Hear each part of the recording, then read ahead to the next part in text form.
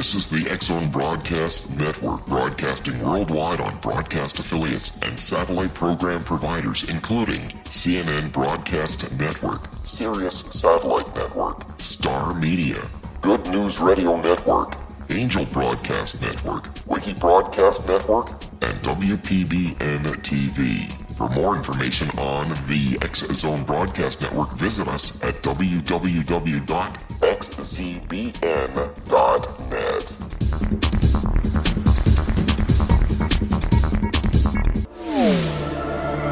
The X-Zone Radio Show with Rob McConnell is largely an opinion talk show. All opinions, comments, or statements of fact expressed by Rob McConnell's guests are strictly their own and are not to be construed as those of the X-Zone Radio Show or endorsed in any manner by Rob McConnell, Relmar McConnell Media Company, the X-Zone Broadcast Network, its affiliated networks, stations, employees, or advertisers.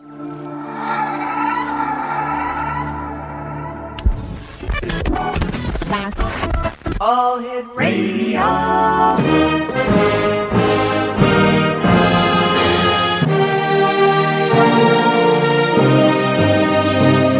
Welcome to the X-Zone, a place where fact is fiction and fiction is reality. Now, here's your host, Rob McConnell.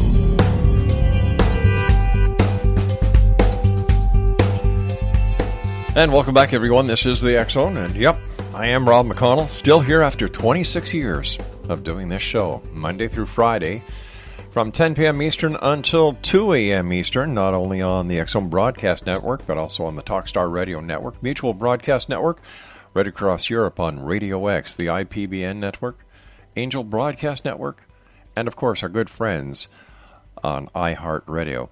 If you'd like to send an email, xzone at xzoneradiotv.com, on all social media sites, X-Zone Radio TV.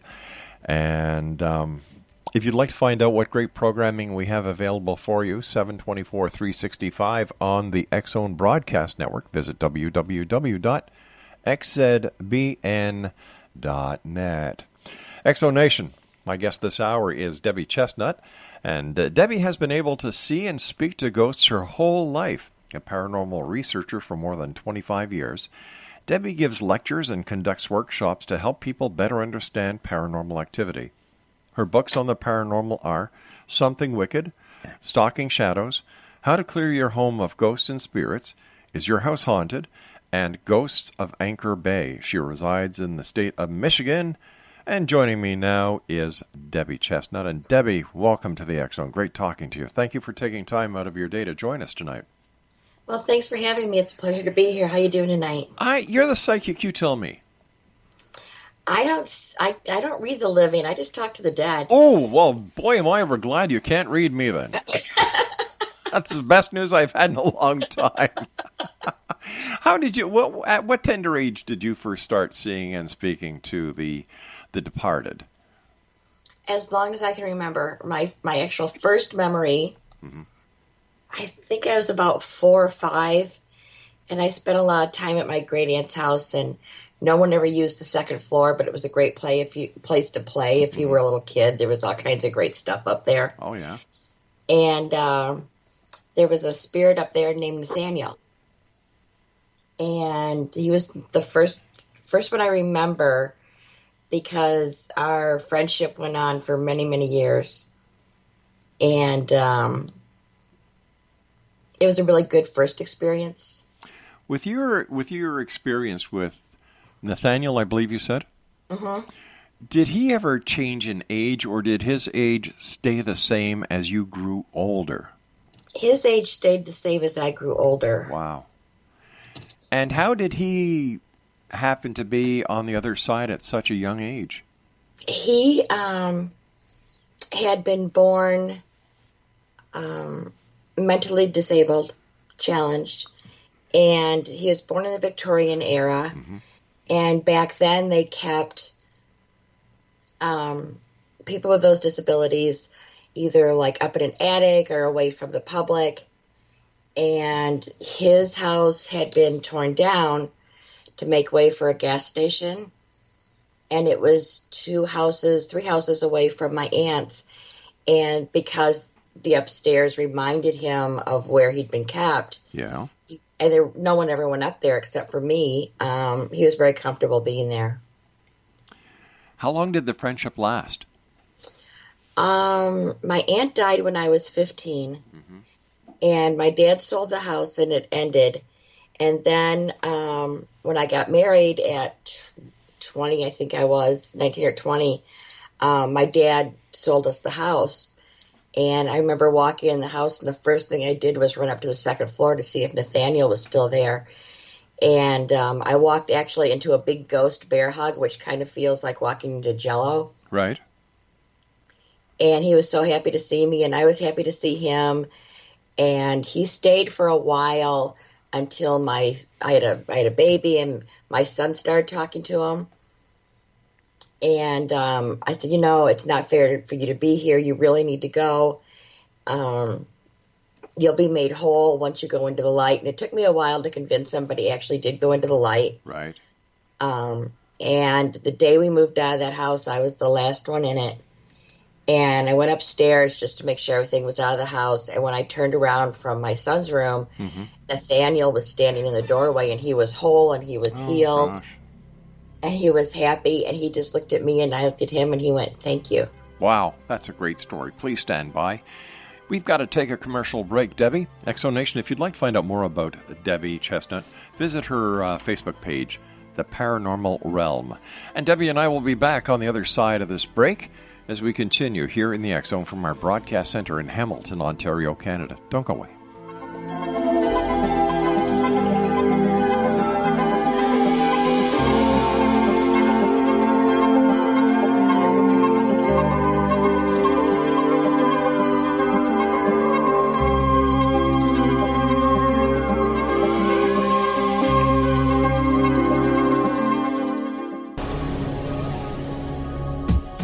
This is the X-Zone Broadcast Network, broadcasting worldwide on broadcast affiliates and satellite program providers, including CNN Broadcast Network, Sirius Satellite Network, Star Media, Good News Radio Network, Angel Broadcast Network, Wiki Broadcast Network, and WPBN TV. For more information on the X-Zone Broadcast Network, visit us at www.xzbn.net.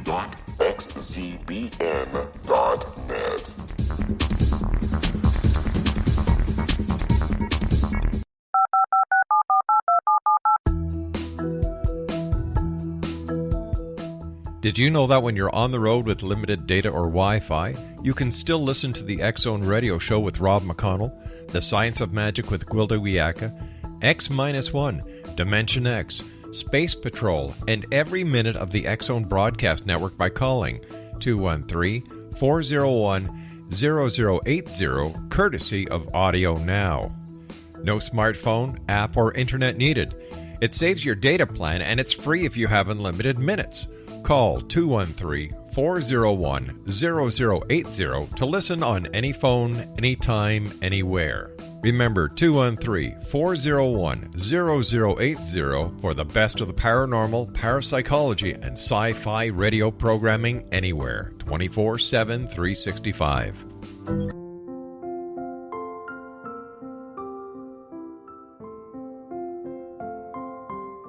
I am Dr. Carl O'Helvey, founder, president of a new cancer foundation focusing on evidence-based physical, mental, and spiritual interventions, including natural cancer cures, prayer, meditation, affirmations, nutrition, and other related holistic cancer prevention and cure modalities.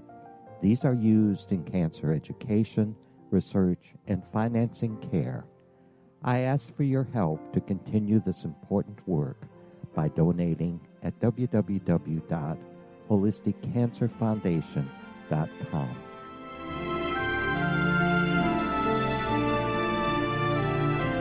Hello, I'm Pete Marsh. With my daughter Justina, we will be presenting the new radio show, Too Good to Be True. If something seems too good to be true, it usually is. But with the help of Justina's amazing gifts, we're going to gain insight into questions that don't yet have complete answers. Have you wondered who built Stonehenge and for what reason? Why are crop circles found in the same region as Stonehenge and elsewhere? Are crop circles a hoax, or are they created with technologies that we have little knowledge of? Who built the pyramids in Egypt and also in other countries? How and why were they built? Was the Titanic switched with the Britannic as part of a gigantic insurance fraud, or for more insidious reasons? What caused the Tunguska event when trees were flattened over an 800 square mile area in Siberia? Will the new insights be too good to be true? Well, that will depend on what you are prepared to believe. Please join us as we start on this journey together. For more information on Too Good to Be True, visit www.xzbn.net. Little children aren't the only ones afraid of the dark. Millions of soldiers return from war zones with PTSD, anger, frustration, fear, and loneliness, much of which surfaces during the darkness of the night. You have the chance to change the lives of these American heroes. Songs and Stories for Soldiers.us provides free MP3 players for these men and women. With a list of 3 million songs in 16 different styles, 100,000 audiobooks, and 30,000 old-time radio programs, every veteran can find something to soothe and comfort them at no cost. All our players contain an 8-hour audio program designed to help veterans fall asleep. With 1,500 plus vets now participating, it's our goal to deliver 10,000 audio players this year. Go to our website at songsandstoriesforsoldiers.us. Help us help a veteran make it through the night.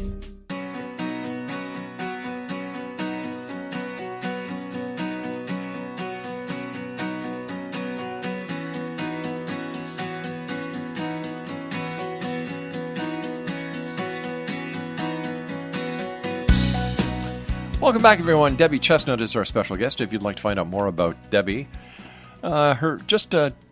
check her out on Facebook. The Facebook page is The Paranormal Realm. So here you had this experience with this young Nathaniel, and I was really happy to hear it had a happy ending. But is he still around? Is he still tied to this realm that we call reality? No, he crossed over. Oh, that's good. That's good. Yeah. Yeah, he had just popped back in to say thank you, and then he was gone. He hasn't been back. How did he first introduce himself to you? He just kind of showed up. He was very childlike, even though he was, adult size. Mm-hmm. He was just very childlike, and he just wanted to play. He wanted someone to talk to, and then when he discovered I could talk to him, I would spend so much time up there. I'd just play and I'd color and we'd talk, and my parents thought I had a really nice imaginary friend, and it was just easier to keep it that way. This is back in the very early 60s. Mm-hmm. So doing what I do normally would get you into a mental institution. So. Oh, come on. No, really. Really? Really. If you do what I do, my parents, when they realized that I could really see them, they, thought I was schizophrenic, and I was drugged to psychologist after psychologist, and, I came real close to being institutionalized. My goodness, I'm glad you weren't, because what you and other people who do what you do are doing you're helping people who need help. Yes, that's how I look at it. I think it's a gift. It is. And I don't charge for my services because I think it just should be shared, and because it was given to me, I think I need to give it to other people. I think. Yeah.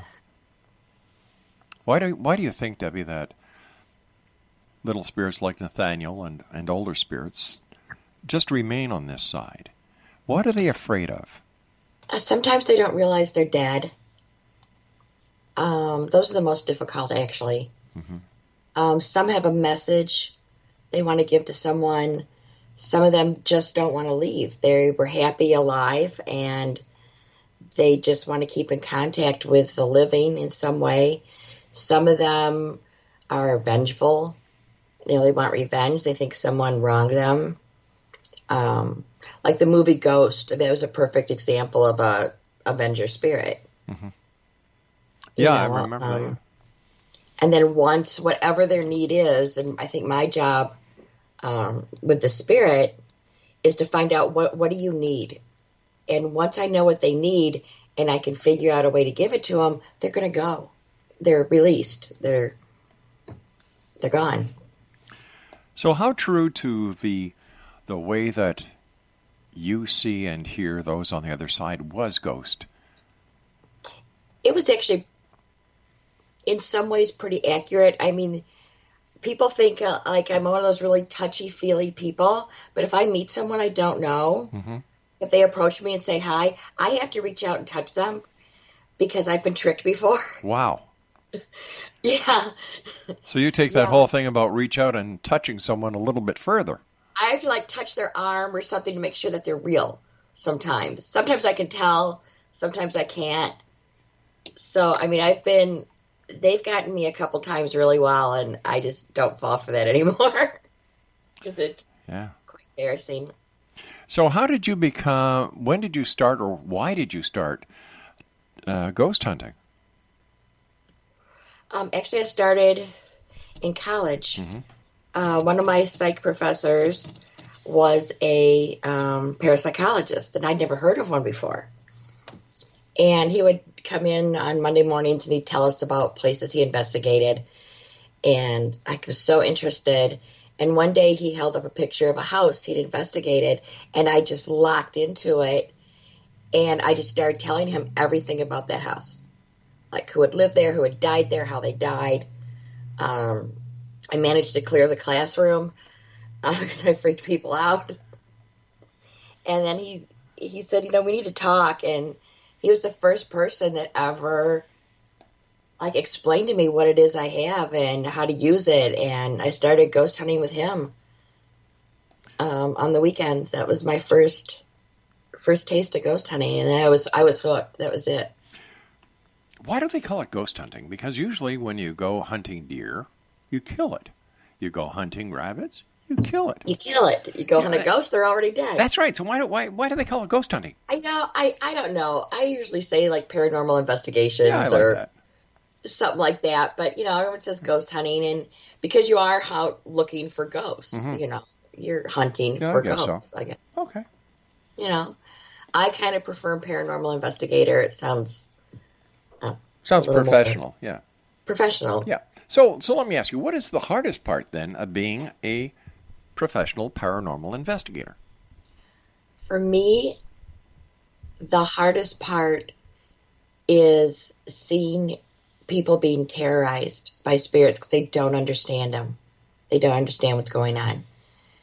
And educating some of these people, I think, is the hardest part for me because I have to make them understand something that either for religious reasons they have a hard time accepting, or they never believed in ghosts or spirits, and all their beliefs have literally been shaken to their foundation.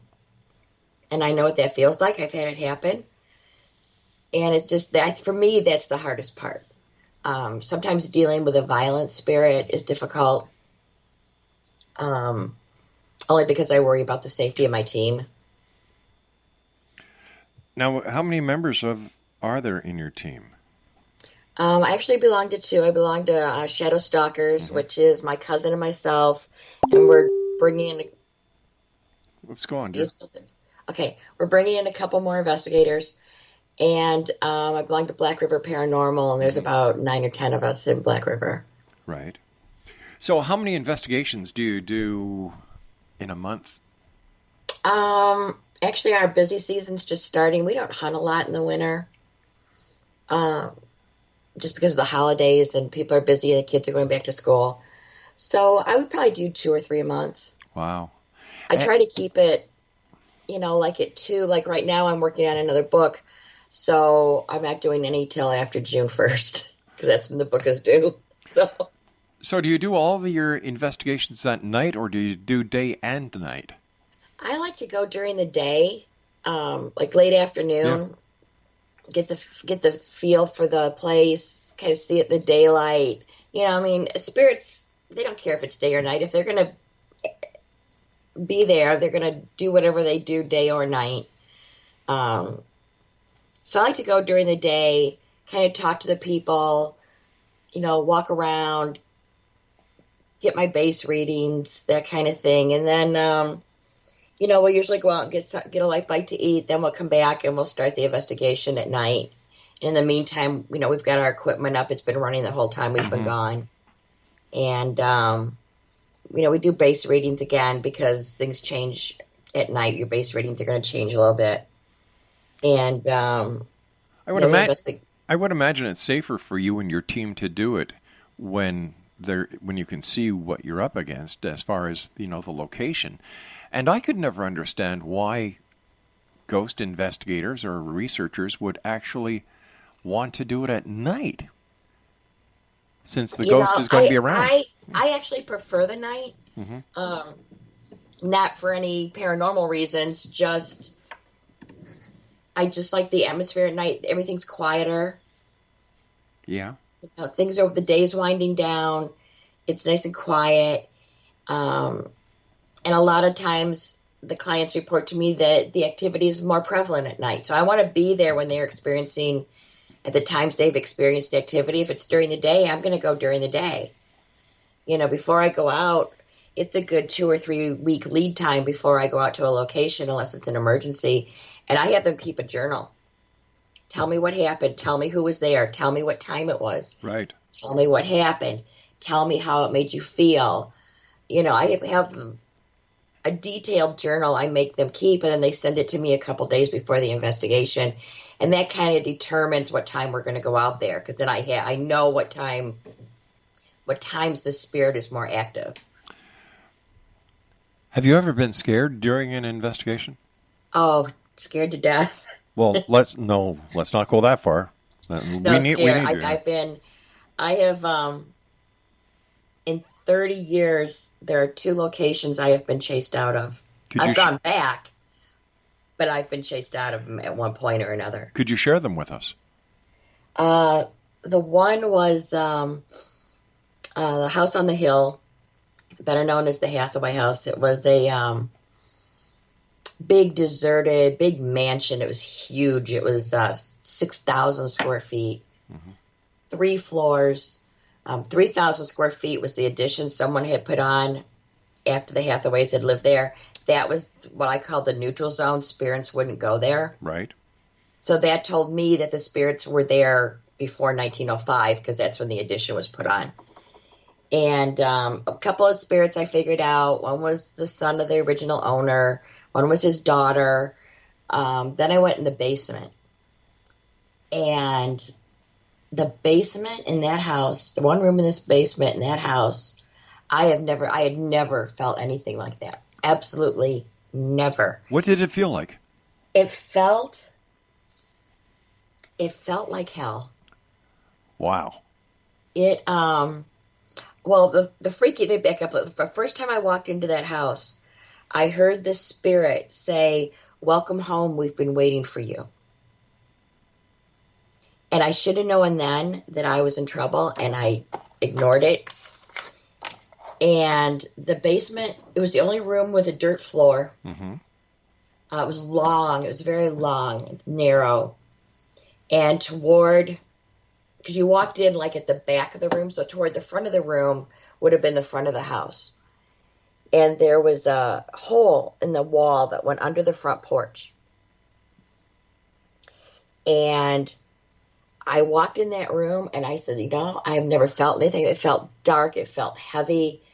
My fight or flight instinct immediately kicked in.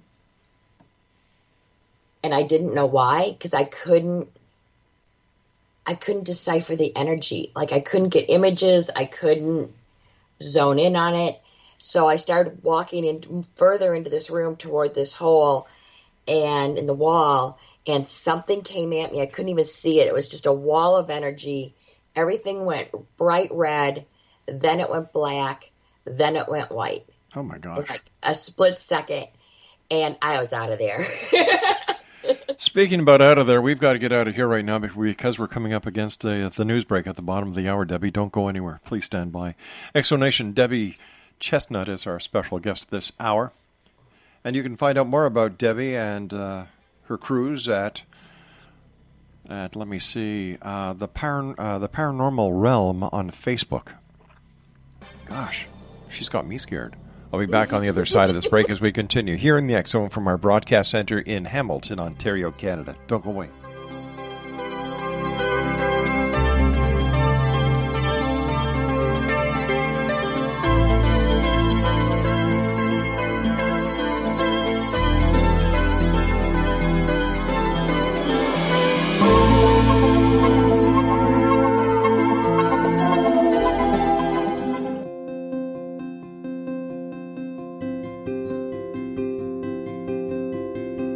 Dreams are our personal gateways into infinite wisdom. Don't miss shamanic counselor and indigenously trained dream decoder Sandra Corcoran's inspiring book, Shamanic Awakening Between the Dark and the Daylight.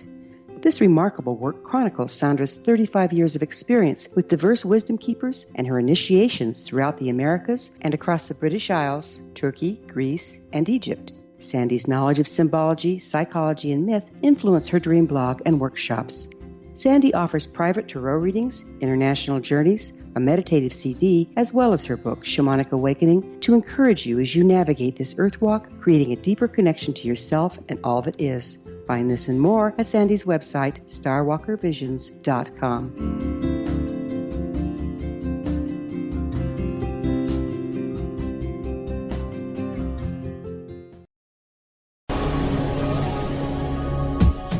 This is the X Zone Broadcast Network, broadcasting worldwide on broadcast affiliates and satellite program providers, including CNN Broadcast Network, Sirius Satellite Network, Star Media, Good News Radio Network, Angel Broadcast Network, Wiki Broadcast Network, and WPBN TV. For more information on the X Zone Broadcast Network, visit us at www.xzbn.net.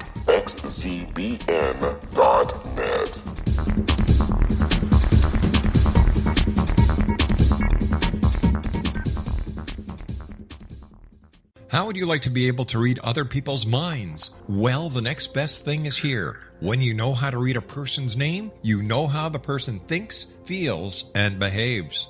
Each letter in our name holds a key to unlock our true essence. Our name contains both our gifts and challenges in this lifetime.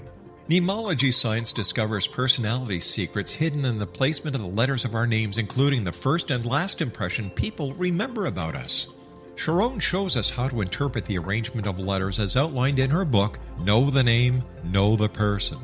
Sharon Lynn Wyeth created mnemology science after 18 years of research and testing her theories, and has supported thousands of people around the world in understanding themselves and others better. You'll enjoy Sharon's unique teachings as she shares her system to learn the gifts behind your given birth name. Even if you don't like your birth name, there are jewels in this book.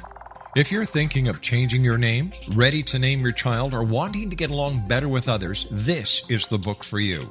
If you'd like to improve your relationships and change your life for the better, get the book today, Know the Name, Know the Person, or visit www.knowthename.com. That's www.knowthename.com.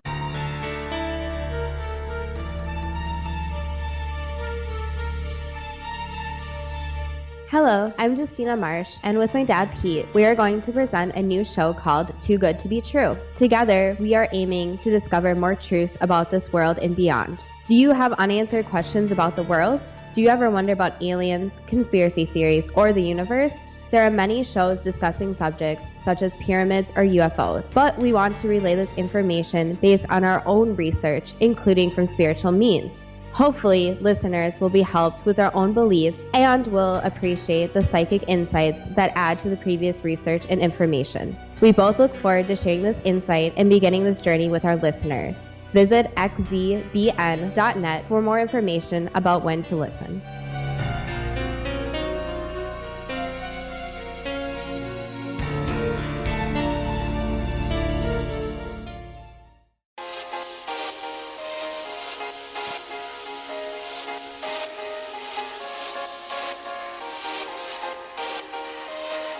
Debi Chestnut is our guest on Facebook. You can find her at The Paranormal Realm. Debbie, during the commercial break, you and I were talking about your 5-year encounter with this demonic entity. During those 5 years, did you ever find out who it was or why they were targeting you? I found out who it was. Only because I had a very good friend who happened to be a demonologist, and it showed itself to me at one point. What did it look like?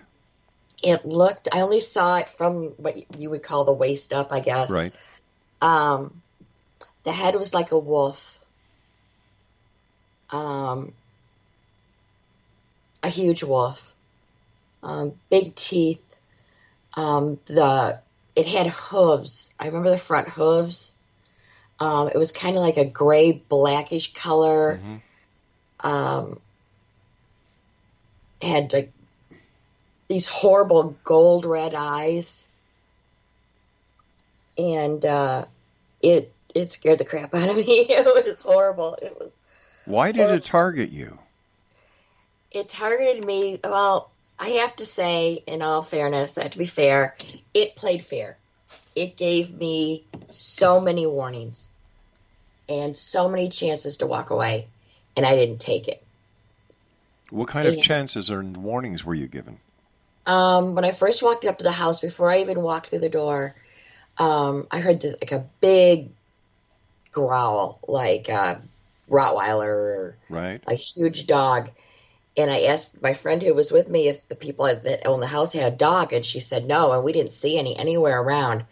That was warning number one. Warning number two was when it rushed at me in the basement, and I came back. I can't remember the other one. It gave me a lot of chances to walk away, and I didn't. And that's because demons have one rule that they have to abide by. What's that? They cannot enter your life unless they're invited. However, they take that rule literally.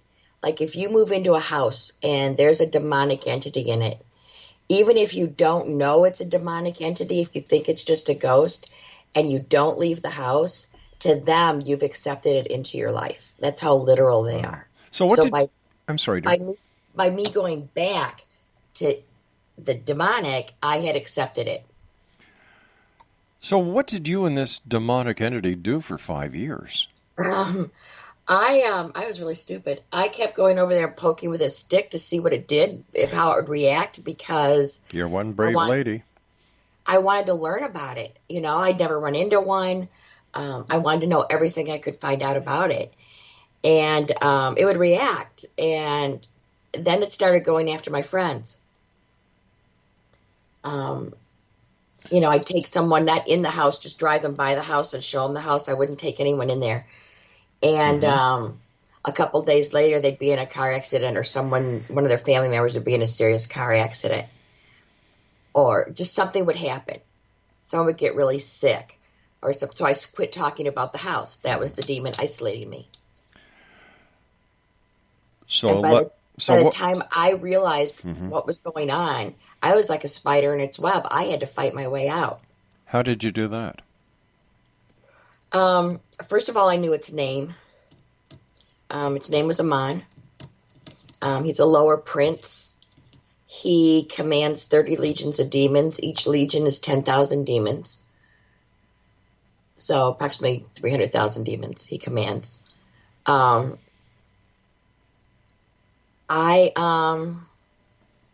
came up with a plan. I said, this has got to end. Because he was starting to attack me at home. Oh, boy. And I was afraid for my family. I said, I got to get rid of this thing. So I came up with a plan.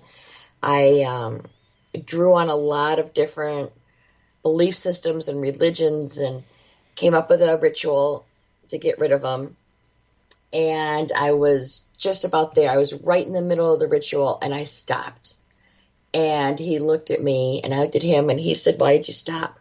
I said, because if I get rid of you, I'm no better than you, and I'm way better than you. Now, if I had the chance, I would have gotten rid of him. Has he come after you since? He shows up occasionally, once or twice a year.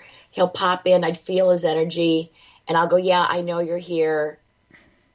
You know, I'm not afraid of you anymore, and he'll leave. So it's just no matter where you go, no matter what you do, I could always find you kind of thing. It's an intimidation tactic that's common among demons, and I just don't fall for it anymore. I'm not afraid of him anymore because I know I have the power to get. Now, what was the second one that you were telling us about? The second demonic was in a house we investigated. It on the property, there was, I don't know, it was 40, 50 acres. And we'd always heard rumors that there had been an old church on the property somewhere that had been deserted, and then it was taken over by a satanic cult. And this was the property. Well, we never found the church, but it was way too much property for us to cover. And it was in the house. It was bothering one of the teenage girls. And, you know, I had to go in and get rid of it. I had to get rid of it. And we were getting ready to do the ritual. And I walked by the ghost box, which I didn't know James had left on. And this demonic voice comes out and says, "You're going to die." And I just looked at the box and I went, "Yeah, you're right, I am, but it's not going to be tonight." And I got rid of that one. The second house I got run out of, it was actually a church. I got run out of a church by a very dark entity. I wouldn't go as far as to say it was demonic, but it was a dark entity. And I wasn't expecting it in a church, and it caught me off guard, and I ran. I just ran until I could, like, regroup and try to figure out why there's a dark entity in a church. And it was actually up in the steeple area of the old part of the church. It was an interesting case. There were 3 or 4 spirits there. That was a good case. How does the rest of your group react to these kind of actions from spirits and demons? Like, you seem to be pretty cool about this all. Are they the same? You know, I think over the years, I think you just have to be that way, because otherwise it'll make you crazy. You know, the team's really good. We have code words.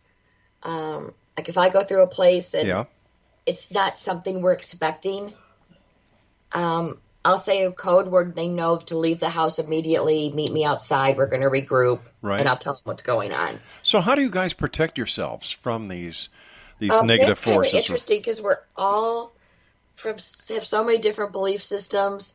Like, you know, we have a Buddhist, we have we have a pagan, we have a Wiccan, we have a Catholic, we have a Presbyterian, we have me that's more spiritual than religious. You've got every base covered. Yeah, every member of the group has their own thing they do to keep themselves protected. And what do you do? Me, I keep up a very strong wall. Very strong protection, very strong shield. Right.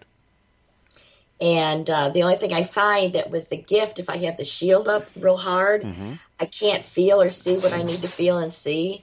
So a lot of times I just drop shields and go in, and because I have to be able to, you know, communicate with these things or at least figure out what's there. But I can throw up my shield at a second's notice. It's the team I'm more concerned about. My thing is, you know, if something's going to come after anybody, I want it to come after me, and I want it to come after my team. What does your family think about your exploits as a paranormal investigator? You know, I keep them out of it a lot. You know, my son and daughter, they know what I do. They're cool with it. You know, it's just not talked about much. My husband's an engineer, and he says everything can be explained by science. And I just look at him and say, "Yeah, explain what I do." And he goes, "Well, yeah, I can't." Does he ever go with you on any of your... No, No, he never goes. That would be interesting, seeing a spirit or being faced with a demonic entity, and you poking him in the ribs, say, "Okay, guy, now explain that scientifically." Yeah, explain that. Yeah. Yeah, I've asked him to go. I'm like, we could use a really good tech person. Yeah.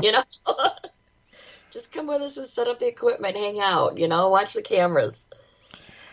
Wow. And he won't go. He won't go. Why do you think here we are in the year 2017 that so many people are showing just so much interest in the paranormal, especially ghosts and ghost hunting? I think a lot of it has to do with all the television shows that have been on TV for the past few years. I think that's the majority of it. They've brought it more mainstream than it ever has been before. But as a professional, doing what you do all these years, do you find these television shows are an asset or a hindrance to a professional investigator like yourself? Sometimes, depending on the show, sometimes they're an asset because some of the shows really do educate people in some way about the spirits and ghosts. And in that way, it's good. But in other ways, you have some people on the shows, some shows that go in there and they hot dog it and they're provoking and they're antagonizing. And I find that totally disrespectful when they do that. I do too. I won't do that. Yeah. There's only been one spirit I provoked, but I did it for a very good reason. Well, not to mention the demon you provoked for 5 years. Well, yeah, that too, but... Man, you're a ballsy lady, I'll tell you. I am. Either that or I'm just really stupid. No. You're far from being stupid. You're far from being stupid. No, I do have a lot of guts. There's not that much that I could say scares me anymore. Wow. Not that I don't get scared, because I do. I still get scared sometimes. Mm-hmm. But, fear is the enemy. And with some types of spirits, if you show fear, they have you. They feed off your fear. Yeah, they feed on fear. It makes them more powerful. So I try to really hide the fear. My team's really good about hiding fear. If it gets overwhelming for them, they'll just come up to me and go, I need a break. And it's like, go ahead. And they go outside, they walk around, I go out and check on them. Are you okay? What's going on? You don't have to go back in if you don't want to. I'm not going to make someone go back into a location that's freaking them out or making them afraid, of course. And, we're really good about that. We're real cognizant of others' needs. And, I have to say, though, I have we have a really good team of investigators, and there's not much that rattles them anymore. Sounds like you've got a great gang, and you and I have to take our final break. Please stand by, Debbie. Exonation, Debi Chestnut is our guest. Her Facebook page is The Paranormal Realm, and we're talking about ghost hauntings, things that go bump in the night, with one tough cookie here. And again, her name is Debi Chestnut. This is the X-Zone. I am Rob McConnell, and Debbie and I will be back on the other side of this break as we wrap up this hour from our broadcast center in Hamilton, Ontario, Canada. Don't go away.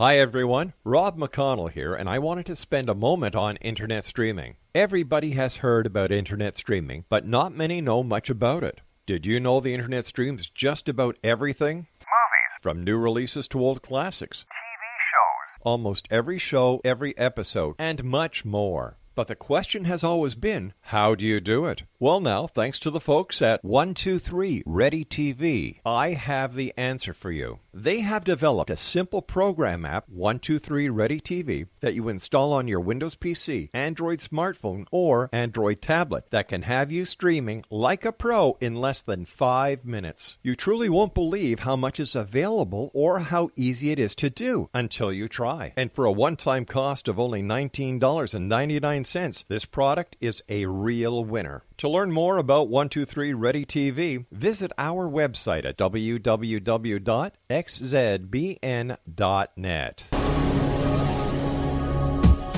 This is the X-Zone Broadcast Network, broadcasting worldwide on broadcast affiliates and satellite program providers, including CNN Broadcast Network, Sirius Satellite Network, Star Media, Good News Radio Network, Angel Broadcast Network, Wiki Broadcast Network, and WPBN TV. For more information on the X Zone Broadcast Network, visit us at www.xzbn.net.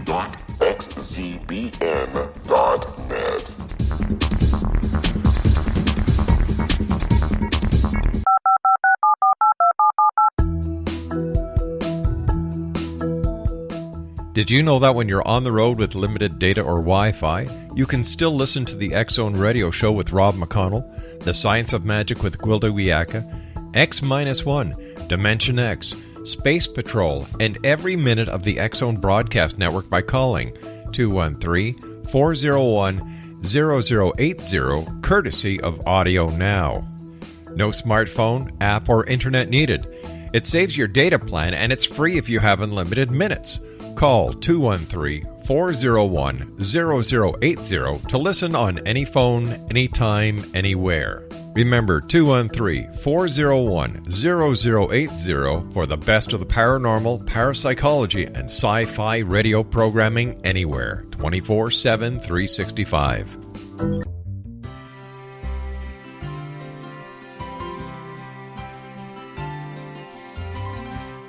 True healing must address 4 levels: physical, emotional, mental, and spiritual, for us to live joyful and productive lives.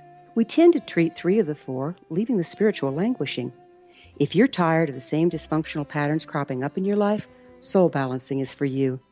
Trixie Phelps, owner and founder of Soul Balancing, is a naturally gifted energy healer trained in numerous esoteric forms, including shamanism. Trixie has created a powerful modality that safely and effectively clears your energetic field. A soul balancing session can remove interference, heal trauma, and restore your hope. Contact Trixie for a life-changing long-distance session today, www.soulbalancing.world.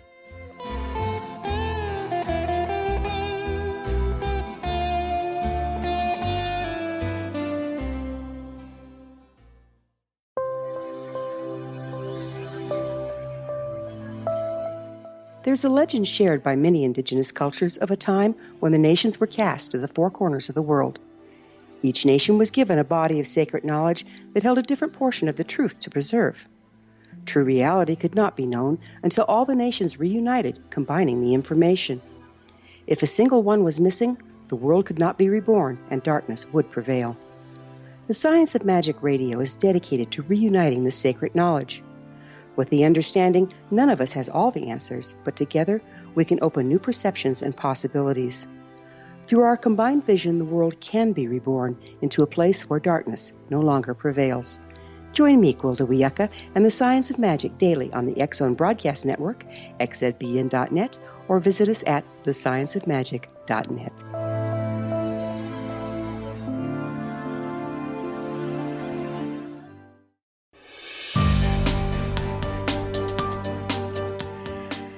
All right, just imagine this, Exonation. You're a ghost researcher, paranormal investigator. You come across a demonic entity or a spirit. If that was me, I'd run. And I'd say to hell with it. But oh no, what does Debi Chestnut do?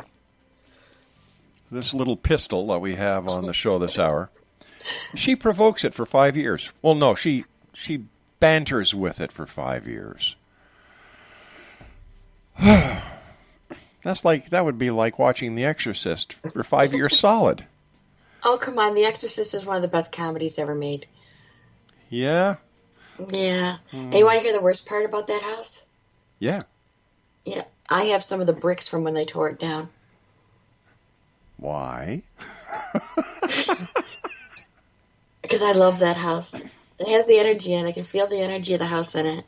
Well, we know for a fact that the house that was shown in the film was that was supposed to be in Washington, I think, and the actual house is somewhere out in St. Louis.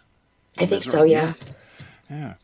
So, how different from the sensationalistic Hollywood movies is what you do? Is it totally different? I mean, It's we like talked night about and day. Ghost. It is like night and day. Like, are you like those Ghostbuster ladies that were in the theater last year? No. No? Nothing. You know, I'm very low key.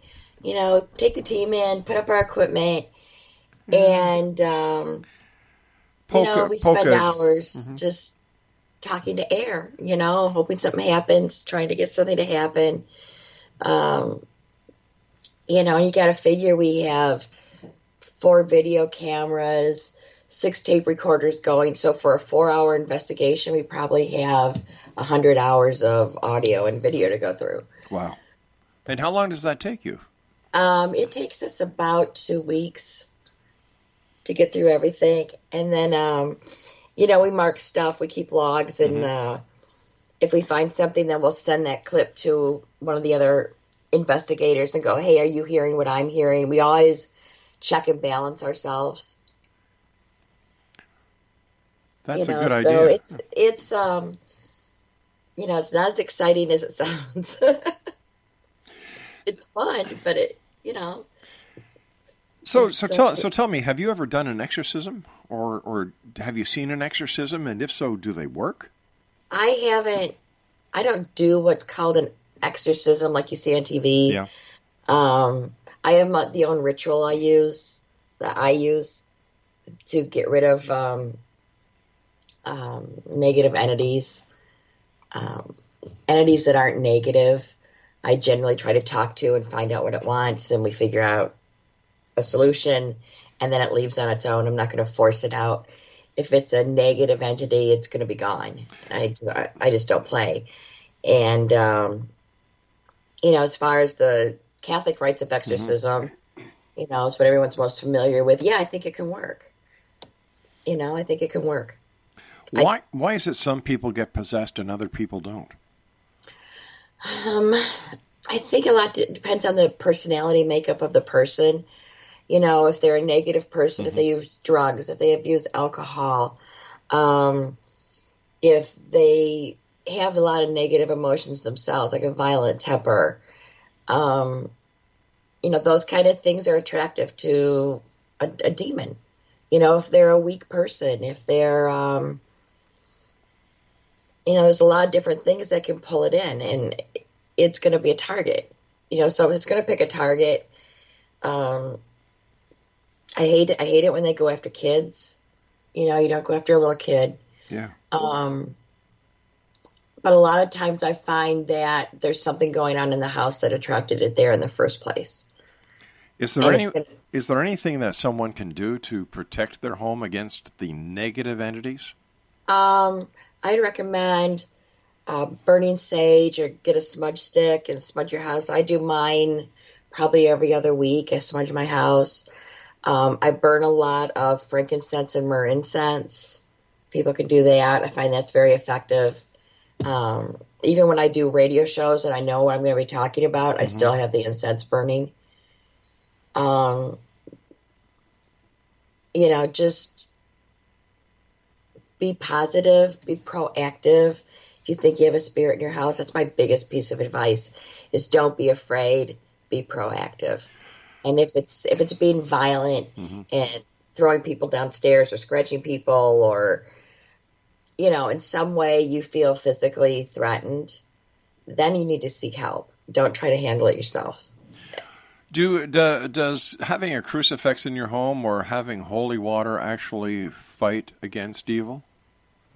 I don't know whether it fights against it. I think it can help, although, I've walked into houses that have been filled with religious paraphernalia, crosses, Bibles, bowls of salt, bowls of holy water, and I've seen crosses turn upside down. So, I think a lot of it has to do with the people that are there. And don't just have it out for show. Have it out because you really believe in it. Don't put it out because you're scared. If it's like anything, if you don't believe 100% in what you're doing, don't do it. And that's my philosophy for ghost hunting. And when I try to get rid of a spirit, if I don't believe 100% that I can get rid of that spirit, and I don't believe in what I'm doing, I might as well give up now, because it's not going to work.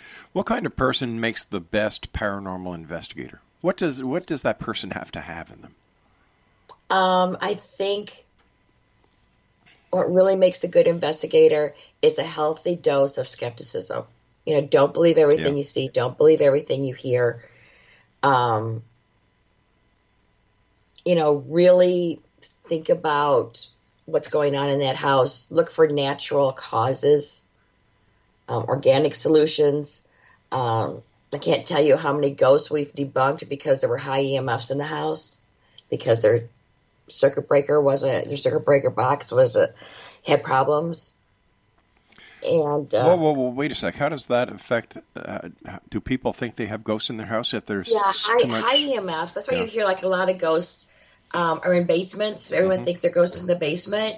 That's where the fuse they box usually is. Feel it by the washer and dryer. Well, normally by the washer and dryer is your circuit box. Yeah.